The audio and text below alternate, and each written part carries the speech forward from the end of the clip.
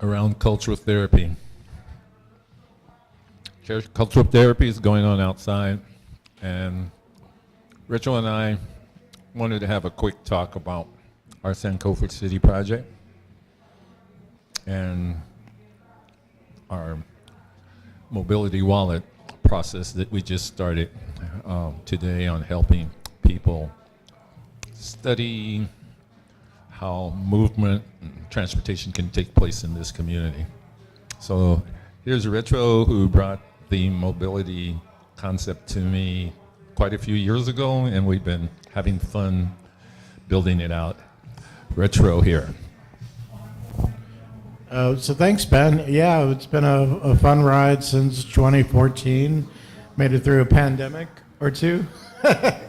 2 years of it at least. And we were running the shuttle during that period of time, so we got some experience about what it's like to need to quarantine inside of a public vehicle and to have private rides and keep these shuttles clean and moving in the community such that people could still get their essentials, get some medical care.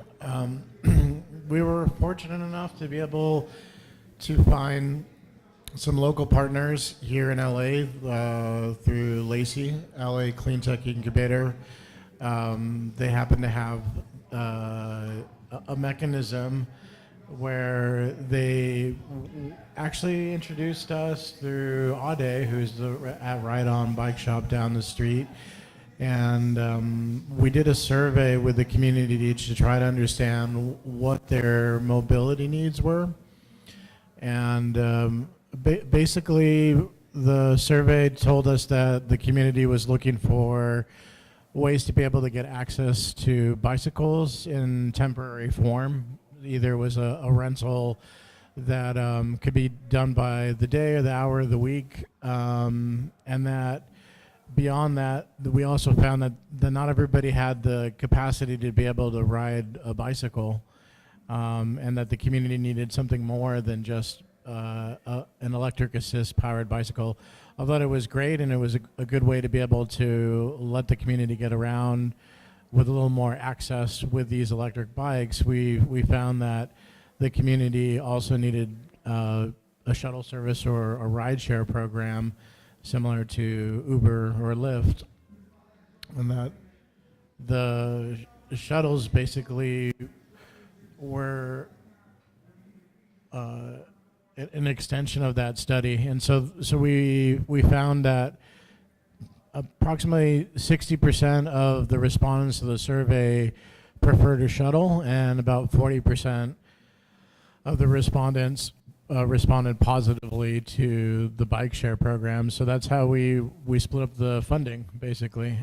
We took 60% of the funding and tried to run a shuttle service for 2 years. And then we used 40% for the bike share. And then once we actually implemented, we found that everybody was responding very well to the shuttle program, that they actually got really almost dependent on it, because they were always asking, for more hours or more days, because we started off, I think, only with like 4 days a week, something to that effect, 6 to 8 hours a day. And now when we're getting into phase 3 of the shuttle implementation this fall, we're going to be doing 12 hours a day at a minimum 5 days a week. We're doing another baseline survey to be able to figure out what days of the week people would want to be able to have this access. And then there are some additional funding mechanisms to be able to possibly do 7 days a week if that's what the community.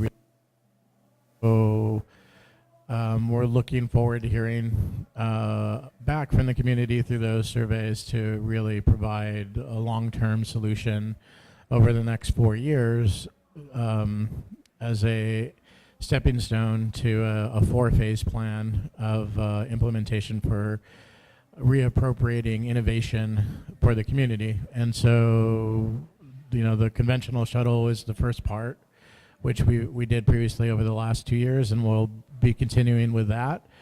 we're upgrading the fleets. The fleets will go from these small neighborhood electric vehicles, essentially golf carts, into a more state-of-the-art electric vehicle platform, looking for the Tesla Model Ys, and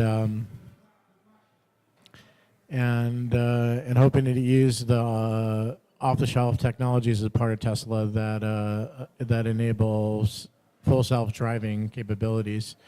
So one of the key things with our program is we want to be able to provide local hiring practices. So we want to be able to make sure that we're still hiring drivers. Actually, I would say more than 60% of the budget is going to operation costs and hiring drivers to be able to drive these shuttles. And one of the fears that we see in this future, where we have these robo taxis, because basically that's Tesla's strategy long term, is to have robo taxis. That we still want to be able to create a mechanism for the community to still participate and be ambassadors for the points of interest, the destinations, and also to facilitate getting in and out of the vehicles if necessary for those that might need that additional assistance. So with the full self-driving capability, it actually requires a driver to be in the seat. They just intervene when necessary, and there's also this sort of the acclimation to the idea of a driverless vehicle driving people around the community. So, there is some trust involved that people need to be able to feel like they want to be able to let technology drive them around, but having that driver in the seat kind of gives that extra security that that there is somebody advocating for you directly in the vehicle that you're in. And that person is also getting paid and hired locally. So we're also looking to see how the community responds to the different locations. Right now, our service area was initially limited between Vernon and Exposition, and between Crenshaw and Western, which is quite a large area. It's almost 1 square mile. In the second pilot, we expanded all the way down to Slauson and up to Jefferson along Crenshaw Boulevard, and but we weren't able to reach all of the service area south of Vernon, between Vernon and Slauson. So we're in our next implementation, we're going to try to fill all that in. So everything from Jefferson to Slauson and between Crenshaw and Western will be a part of our service area. And then we're hoping to expand out from there. Definitely moving further east towards, potentially towards Vermont, and then west towards La Brea in the next iteration. So there would be the potential to grow this out to maybe like a 5 mile square opportunity, and that would include maybe further past Lawson and further north, maybe to one of the dead president streets. One of the other dead president streets where you can go from Jefferson to Washington or something like that. So that's exciting news that we've had the opportunity to engage with the community with these shuttles initially, and that we're going to be able to continue that engagement with the community and hopefully expand that over the next 4 years. I guess it's probably a good amount that I added there, so I'll ask Ben to ask another question. One of the things that I'm excited about with this project that we're doing is you really have to get involved. You all who are listening in our footprint that he's talking about and the surrounding ones, come here, Chaos, or any of the art walks that we have every last Sunday, and get engaged and help us guide your real needs, so you won't be sitting on the side saying, oh, what is this and how can we make changes? This stuff just comes into our neighborhood without us doing it. We have a 4-year study plan with this, with this neighborhood, and we're going to go at you as many different mediums as possible so we can talk to you, so you can really get a system here so you won't complain about what we have. So we're here to make sure that it's yours, not ours. We want to, what Rachel put together here is really fantastic because it's a customized system where we can really make the future ones really fit the community and look like the community. And it could be created by you too. So that's the major reason that here at Chaos that we're 100% behind it. Now I have another person here that works with Metro. You've been doing some Metro work, have you? Just sit here. And this young man is Fader. He's a person that's been in a lot of work with me, and I think it would be, I don't know all of what you do with the Metro now, but I know you've been watching our back, so I think that would be an interesting thing to talk about. Hello, how you doing? My name is Ricardo, and yes, recently I've been involved with a community project with the new K-line opening up here on Crenshaw, providing transportation for the community from, I believe it goes all the way down to Westchester, and the last stop would be on Expo and Crenshaw. The majority of it is an underground project for a new train line, and it is from Metro, and I got a chance to see, you know, how people are a little bit hesitant about getting on the train. You know, they're used to riding the buses. They're not really familiar with the way things work with the fares. They're just even scared to get on the underground train, you know? So a lot of the things that we deal with are fear, and fear of the community, you know, not engaging properly, you know, not necessarily feeling like they're a part of it. So that definitely exists. As for me, I used to just be a presence to make sure everyone feels safe. They know how to use it properly. They don't get lost. You know, if they have any questions, we were definitely there to answer any of their questions. One of the things that I really liked about working with this project is I got to see that there was awesome, beautiful murals that were created. When every time that I stepped up into these places, I thought to myself as an artist, like, wow, how could I be a part of this? And how can my art be in one of these mosaics? I mean, you know, they're gorgeous.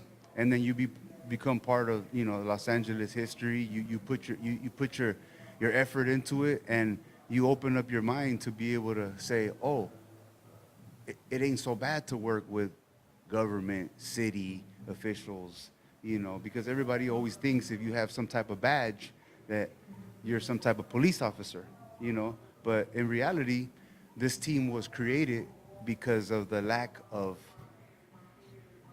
proper police enforcement, you know. Don't quote me on that, but, you know, at the end of the day, sometimes it's better for us to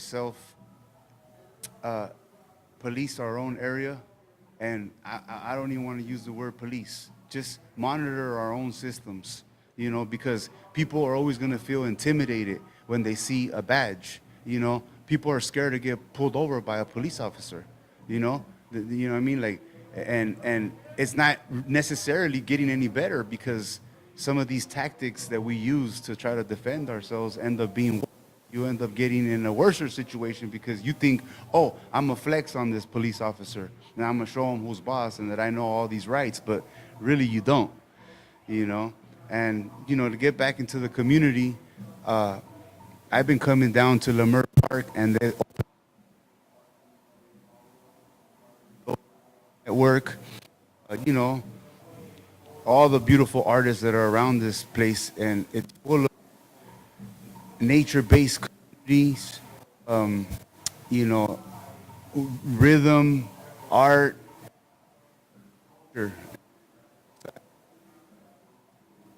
Dreamed if one day it would be just that we couldn't preserve ourselves. So it's very important to tap in, be a part of it, come down and make whatever effort you can, even if it's just to share ideas. You know, a lot of us become very judgmental on what we're doing, but yeah, like Ben said, sitting back, just judging. You're not really being a creator. You're not being the gods that you were put on the planet to be. Other than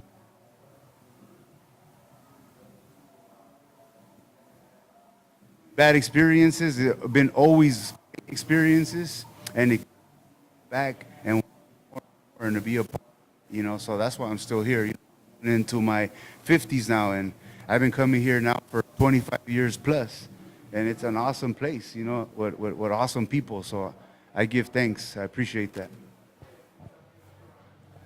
Thank you, my brother. Yeah, I also know him as a wonderful artist, Fader. Who does a lot of music and also art, painting on the walls. Shango, double, triple threes. So, is there anything you want to add to this? Yeah, sure. I can maybe add to. Thanks. And Fader, yeah, thanks for adding all that. Okay, absolutely. Much appreciated, Fader. Yeah. Yeah, maybe I'll get that.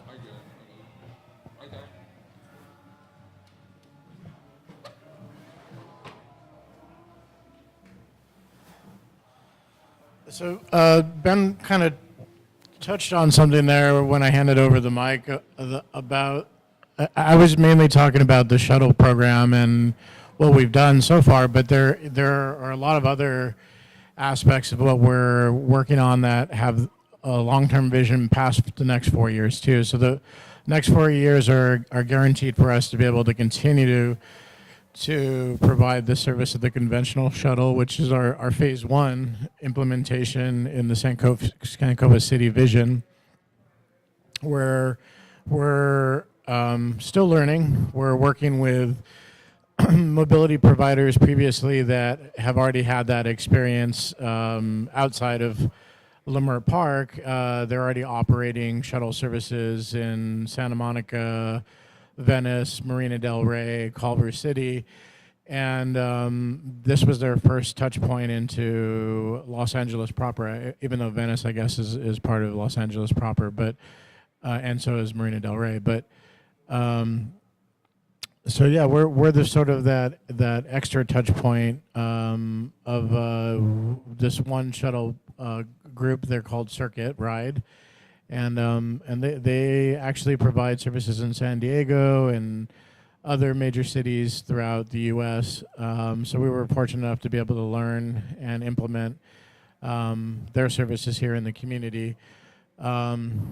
There were some growing pains, I think, that we learned about how to be able to identify the vehicle. So we were able to work with local artists to be able to create vinyl wraps for the shuttles so that they had the Kente cloth branding on them, and that provided a mechanism for the community to identify the shuttle as a part of the community, that it had ownership, cultural ownership, I guess, and it was not cultural appropriation because it was done by the local artist and also by us as our platform here as a local business owners.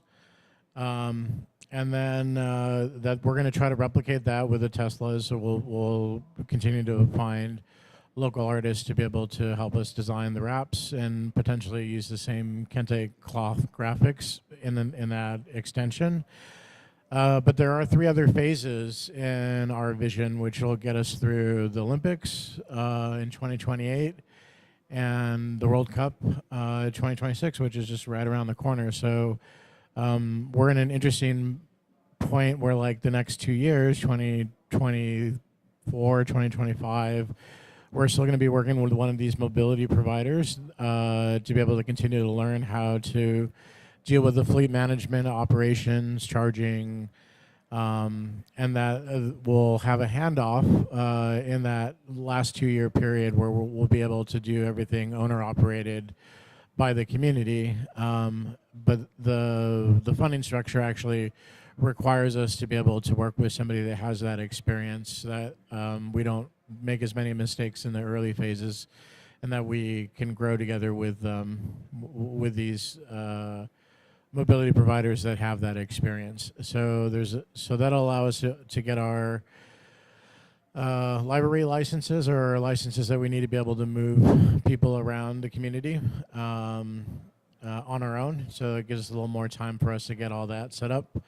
But in phase two, when we start going into the driverless vehicle phases, we'll do that on set with off-the-shelf technology, the Teslas, but it also gives us an opportunity to be able to learn about those technologies in-house as a part of that fleet management, and that the vehicles will be, like we said, owned and operated by Sankofa City, and that basically allows us to repurpose the vehicles. So there's a lot of hackers out there, I guess you would call them, or custom car fanatics that are taking the Tesla platforms, and they're converting regular internal combustion engine vehicles and placing the electric motors and batteries in old cars, or I know a lot of tuners actually are putting them in like their Hondas and stuff like that.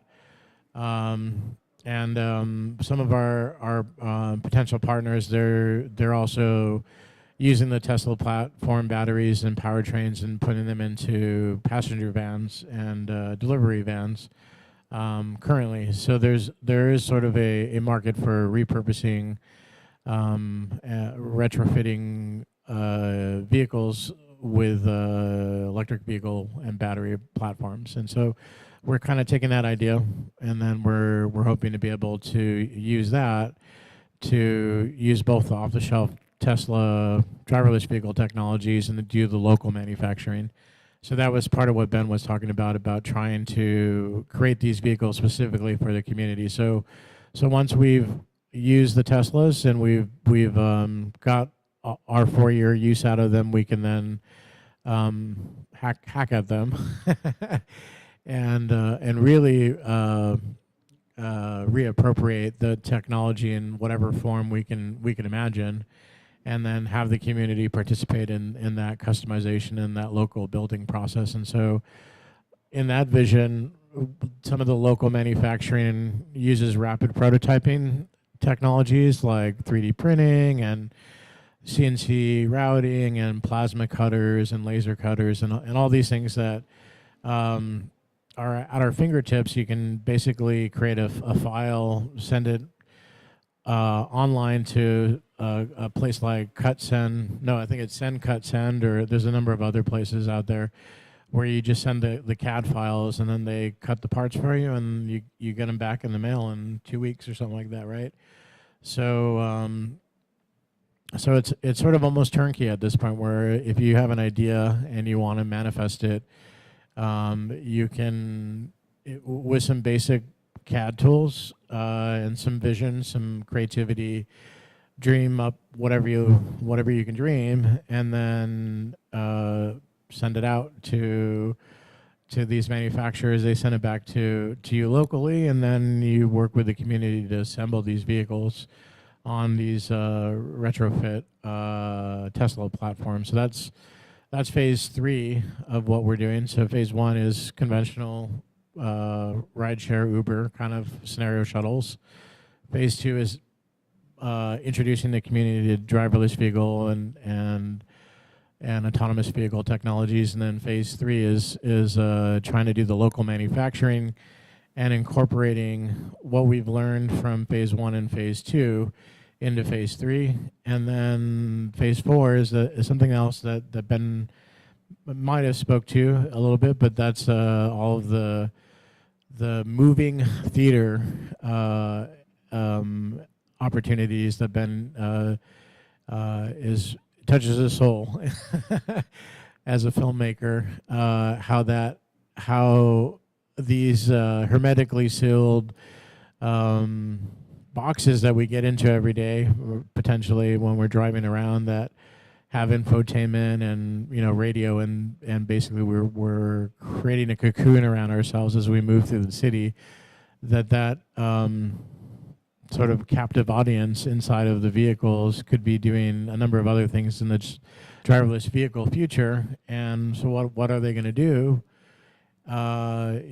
Maybe people might sleep or get some work done, but there's also the whole other side of entertainment. And since we're here in, entertainment capital of the world, Los Angeles, and that's Ben's expertise, we're using a lot of the ideas of world building and Afrofuturism to kind of incorporate and manifest those ideas into the vehicle itself, and then how the vehicles then are become that platform to show that Afrofuturist vision of what Ben has coined the Funkyverse, which is a movement through real space, but trying to touch into nonlinear time, and that might sound kind of like a big idea, or like a maybe almost a crazy idea to some degree, but overall, like if we have the ability to be able to record history, and we're already building out some of these digital twin environments as a part of our exploration of how the community would engage with our service area and with driverless vehicle futures. We're creating these CAD models of the existing real space and trying to enter that into what we're now, what the general public calls the Infiniverse or the multiverse, the metaverse, basically, not the multiverse, the metaverse. And so we're exploring augmented reality and virtual reality as a mechanism to touch into that future potential that we're reaching for, and that we can visualize to understand how the community might also get that first-person narrative in these VR and augmented reality spaces. But the same things that we're creating now, we can then overlay into those future vehicles with location-based augmented reality that has some of the stuff that we've captured in 360 video or in these video game spaces and the narratives that we're creating, and then overlay that in real space as the cars move through the location-based points of interest. And so these vignettes are giving us the opportunity to be able to as you drive past Maverick's Flat, or historically what used to be Maverick's Flat, and then some of the other locations here, that we could use the vehicles glazing or the glass as a screen that allows us to see into the buildings, and then in previous times the different performing arts that might have been a part of those venues, either performances captured on video or pictures of those points and places in time. Yeah, I think maybe I'll let Ben jump on that. I might have stepped on your toes there. No stepping on toes. This is all going forward. I think the main thing that you're seeing in this is that we're really offering all of this up for the neighborhood, and we're doing that kind of deep thinking about transportation. So stay in touch with Chaos while we're here. This is the first of many broadcasts that we're going to be doing, and you'll see more of Retrospace. You'll be seeing mine and Dara and several of our other folks that are working with us, like India and Corey and Ty. So that team is what you're going to start meeting, and we're doing this as our first broadcast to test you out. Let us know, tag us by way of the event space and message space through Dave. And I want to thank David a lot for what you've done for us today on our broadcast. This you and Kenny. Kenneth, thank you a lot, and it's a wrap.